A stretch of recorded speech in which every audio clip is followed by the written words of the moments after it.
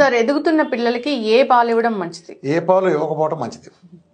పిల్లలకి పాలు అవసరం లేదు. పాలు ఇచ్చేది గేదె పాలు ఇచ్చేది గేదె కోసం, మేక పాలు ఇచ్చేది మేక పాల కోసం. ఇవి మన పిల్లలకు కాదు. కాబట్టి పిల్లలకి ఏంటంటే పాలు కాకుండా పాల పదార్థాలు మంచివి. సార్కి చిన్నప్పుడు మిల్క్ అండ్ కర్డ్ ఇవ్వలేదనుకుంటా, కొంచెం హర్ట్ అయినట్టున్నాడు. Now coming to the facts, చిన్న పిల్లలకు highly nutritious and most convenient food ఏదైనా ఉందంటే అది మిల్క్. మిల్క్లో ఉండే కాల్షియం అవ్వచ్చు, ఫాస్ఫరస్ అవ్వచ్చు, వైటమిన్ B12 అవ్వచ్చు, వైటమిన్ B2 అవ్వచ్చు, ఇలాంటి సెవరల్ వైటమిన్స్ అండ్ మినరల్స్ వల్ల వాళ్ళ ఫిజికల్ గ్రోత్కి హెల్ప్ అవుతుంది.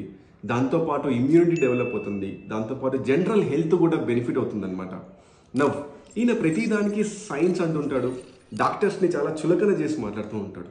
ఆయన ప్రకారమే మనం సైన్స్ చూసుకుంటే 2016లో జరిగిన ఒక రీసెర్చ్ స్టడీలో చిన్నపిల్లలకు మిల్క్ అండ్ డైరీ ప్రోడక్ట్స్ ఇవ్వడం వల్ల చైల్డ్ ఒబేసిటీని తగ్గించవచ్చని ప్రూవ్ అయింది.